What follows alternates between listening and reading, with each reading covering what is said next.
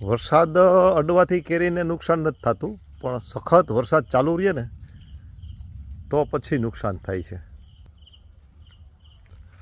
કેરીમાં એક પ્રકારનું રેડિયમ હોય, રેડિયમ એટલે તમે આમ લાઇટ કરો ને એટલે કેરી તમને હામી દેખાય. જો કુદરતી રેડિયમ,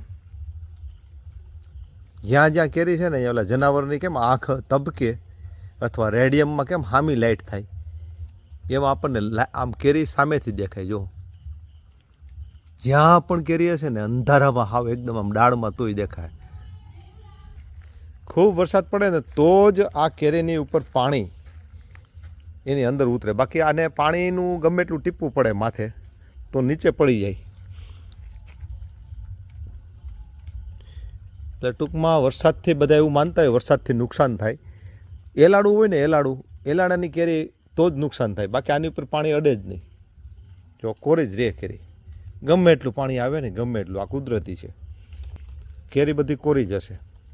આ પાંદડાની અંદર જો ભેંસ છે, વરસાદ ચાલુ છે, આમ જોઈએ તો આ ડારી ભીની છે, પણ આની ઉપર પાણી છાંટીએ આપણે મૂકીએ તો પાણી હેઠું પડી જાય. જો પાણી રહે જ નહીં, જો એને પાણી ચોટતું જ નથી મિત્રો.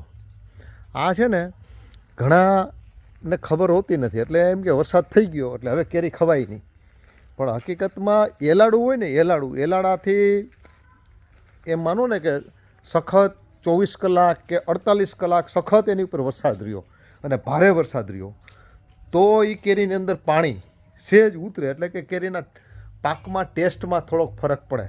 કેરી પોહે, મોટી થાય, વજન વધે, ગળી પણ વધારે થાય. વરસાદની કેરી ગળી વધારે થાય વરસાદ અડી ગયા પછી, પણ એની અંદર કોઈ નુકસાની તો જ થાય કે 48 કલાક કે 50, 60, 70 કલાક સખત વરસાદનું વેલાડું રહ્યું તો. બાકી આવીને વરસાદ આવીને રેડા આવીને અથવા તો 2-5 કલાક ધબધબાવીને વરસાદ વહી જાય તો કેરીને કાંઈ ફરક નથી પડતો, એક ટકોય ફરક નથી પડતો, કારણ કે કુદરતે એની ઉપર જ એવું કંઈક શું બનાવ્યું એ ખબર નહીં, પણ પાણી અડે જ નહીં, પાણી નીચે જ પડી જાય.